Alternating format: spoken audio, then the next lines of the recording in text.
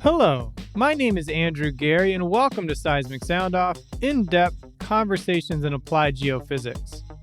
In this episode, I speak with Dr. Ali Tura on his upcoming distinguished lecture, Recent Advances in Seismic Reservoir Characterization and Monitoring.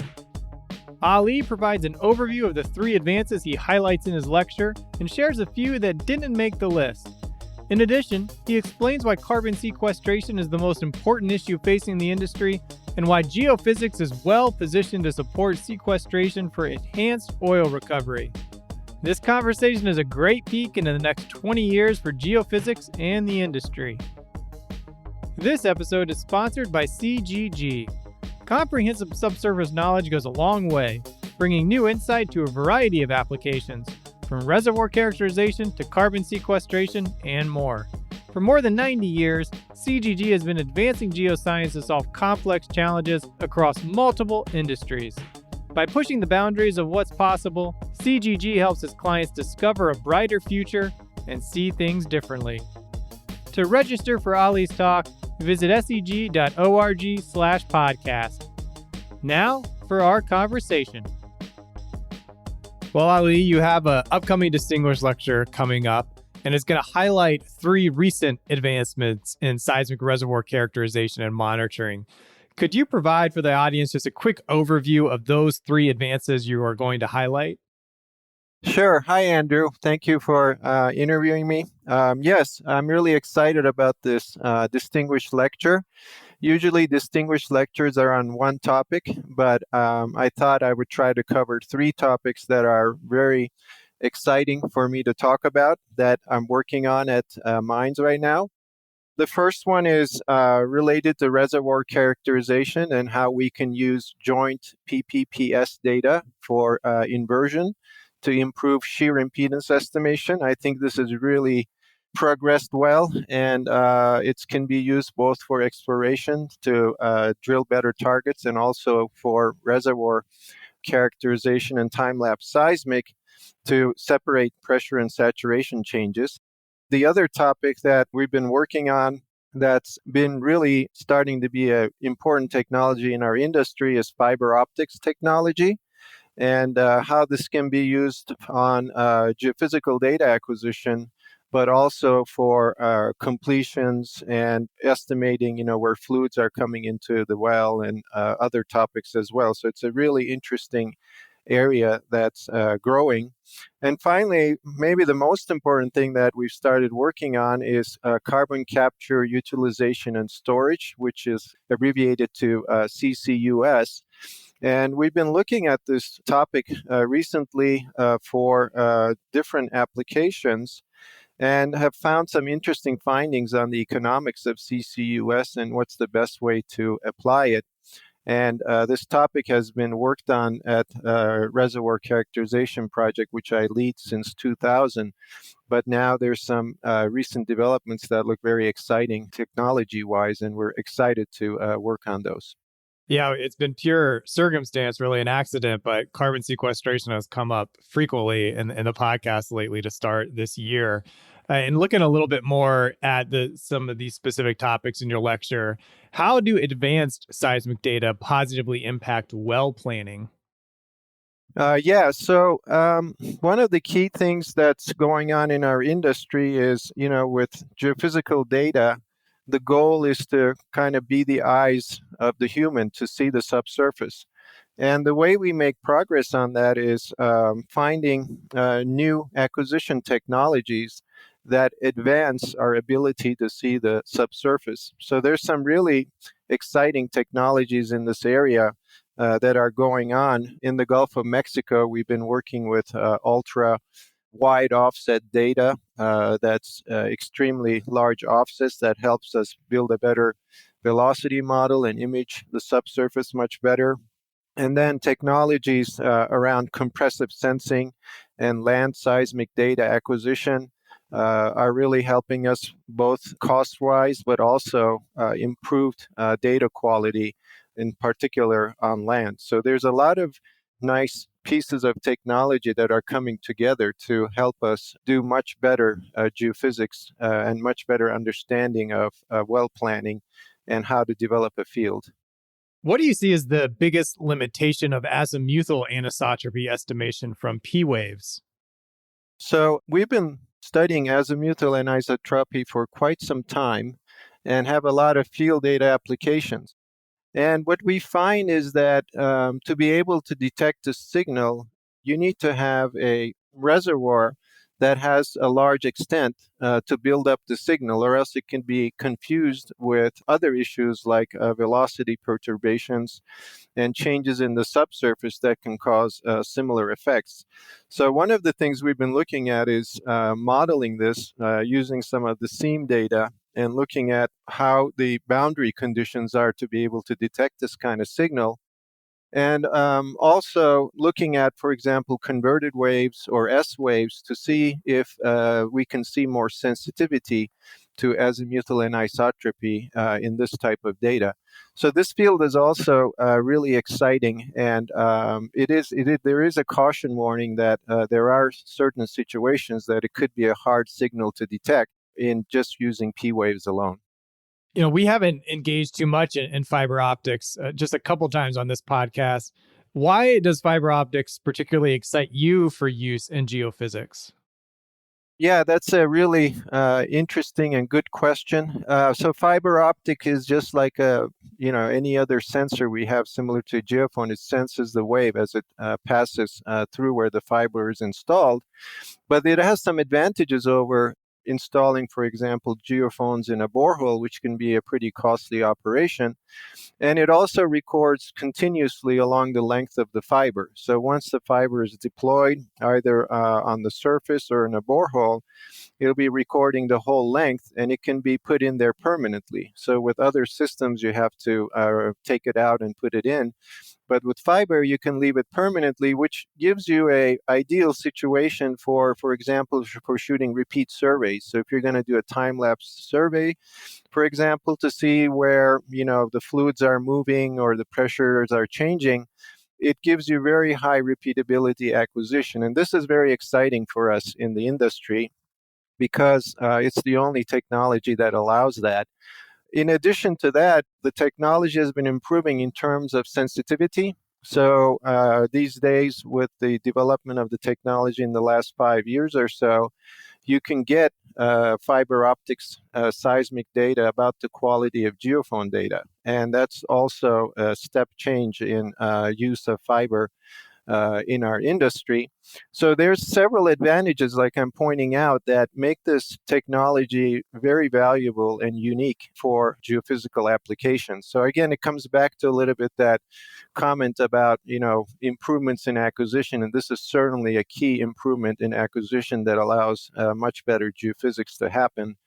In the lecture, I'm going to talk about a specific case of using fiber optics to look at fracture properties as we do hydraulic fracturing and detecting, height and width of the fractures with fiber optics data for each stage. And this is really exciting because the precision is extremely high, and it gives us a great understanding of what the fractures are doing. Of course, in addition to these conventional exploration geophysics applications, fiber has a lot of applications in other areas as well, like global seismology, monitoring traffic, border security. So it's a fantastic technology that seems to be very valuable. Yeah, that has a wide range of use there for fiber optics. And kind of going back to what you said earlier, might be the most exciting part you're looking at. Why do you say that carbon sequestration might be the most important issue facing the industry right now? Yeah, I think that's a really good question, Andrew. Thank you for asking that. So I think in the last, say, 3 to 5 years, there's been a big shift in the world about the issues that directly impact us from CO2 release into the atmosphere. And we've seen many examples that I don't have time to get into all these examples. But as a result of that, there's two things that are changing. One is public opinion is changing, and that's impacting policy. And the other thing that's changing is technology and the cost of, for example, solar technology. So, with these two forces, carbon capture, utilization, and sequestration is going to be very important for the future of our industry. In fact, it has to be an integral part of all our operations for the long term. And it's an area where it's much talked about, but actually, in terms of projects and what is done and what can be done, and understanding how the capture technology works with the sequestration technology is very immature. And this is going to be a substantial growth field in the future of our industry. So I'm really excited to talk about things like, what's the cost of doing carbon capture sequestration? What's the best mode of operating CCUS? And issues along the way, for example, communication between a utility company that doesn't understand the subsurface and an oil and gas company that may not understand about, how a coal-fired power plant works. So it's a very interesting area that has a lot of growth and a lot of impact in our industry that has to be an integral part of what we do in the future. Why do you believe geophysics is positioned well to support sequestration for enhanced oil recovery? So, geophysics has been used for monitoring where CO2 goes in the past. RCP, the consortium I work with, has been doing projects since the 2000s, mostly in enhanced oil recovery in conventional reservoirs. So, we have several examples of those out there on how to use, for example, time-lapse 9-component seismic data for this purpose. But an interesting area is obviously unconventional reservoirs, and we have substantial amount of wells in unconventional reservoirs. So EOR in unconventionals is a very interesting research topic for us. And the ability to monitor where the CO2 is going using geophysics and seismic methods is pretty much unknown. It just hasn't been explored yet. So as a result of that, we're interested in seeing how we can use geophysical methods for optimal CO2 monitoring. And what I mean by optimal is it's a balance between certain things, for example, cost. Obviously, cost is going to be key for CCUS operations, but also technology, like we talked about a little before, fiber optics, the ability to repeat your survey so you can see small changes in reservoir properties is going to be key. So this area is very important for geophysics, and developing technologies to be able to track where the CO2 is going will be key in future applications of CO2 related EOR. I'm sure it was difficult to possibly narrow it down to these three advances. What recent advance not in the three for this lecture are you also excited about for its future? Andrew, that's a great question. I think the main thing is that we have a very diverse industry in the sense that some geophysicists may be working on multiple suppression, and another one would be working, for example, like fiber optics. So we have this wide area of research topics that we can work on. I think the key to future developments of it, what excites me of interest is how can we get a better picture of the subsurface? And to get a better picture of the subsurface, some of the key and interesting technologies are, for example, ultra-wide offset seismic data acquisition. So these are kilometers of offsets. And taking that data and building a better velocity model for example, full waveform inversion. So this is a new acquisition technology. As I mentioned earlier, compressive sensing and seismic land acquisition and the improvements we're doing there is again helping us get a much better image of the subsurface at much more reasonable costs. So there's these areas of growth in geophysics that are just making things better and better for us as we go into research and technology development over time. And I'm really excited about these new areas that can really enhance our ability to get a better picture of the subsurface and plan better wells for development. You mentioned how carbon sequestration is kind of in a nascent state and a lot of possibilities there. And you're looking at recent advances and leads to a lot of possibilities. What advice might you give to geophysicists? What would be the most important thing for them to focus on right now with all of these possibilities? Yes, I think there's certainly a large growth area for geophysicists in carbon capture, utilization, and storage. We can talk a lot more about this area, but it's certainly something that's coming down the road here. I've seen a lot of our students being interested in technologies like machine learning, and I've seen a lot of interest from hiring companies as well with students that are able to use machine learning in their day-to-day work. So this is another area that's a new skill that's developing in our discipline. And of course, technologies related to unconventional resources. For example, microseismic is an interesting one, in particular, recording microseismic with fiber data and changing microseismic to be able to get more information on fault slip mechanisms so we can actually discriminate between different microseismic events. So there's a whole area that's being developed in our industry in these different disciplines, and these are also really exciting for the future.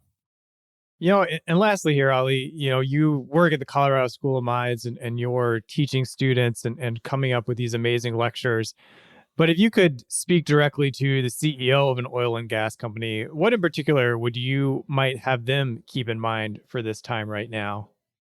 Andrew, I think this is a really good question. I think from my perspective, what I would say is that, if we go forward 20 years and look back, we're going to see a different industry. And CEOs that understand this or are aware of this are going to be in a very good position to capitalize on it. And what I mean by that is I think CCUS is going to be an integral part of this industry in the future.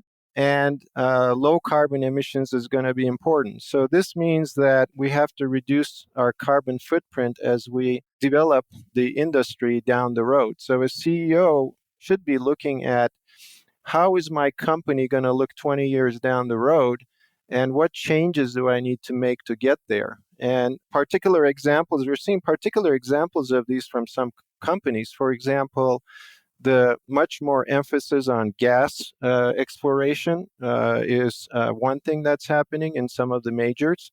And also, some of the companies are positioning themselves in the future as carbon management companies instead of oil and gas companies. So incorporating this important change that's coming down the road into your business plans, I think is going to be very important. And obviously related to that, hiring the right capability of students that are coming out of universities and colleges that can help advance these goals is going to be key, I think, for companies down the road. Well, Ali, your upcoming distinguished lecture is going to be a great opportunity for people to either get a head start on these advances or learn a little bit more and what they might be able to do moving forward. So thanks for highlighting what you're going to talk about and get people excited about your talk. Thank you, Andrew. It's been great talking to you. Thank you for listening to SEG's flagship podcast, Seismic Sound Off.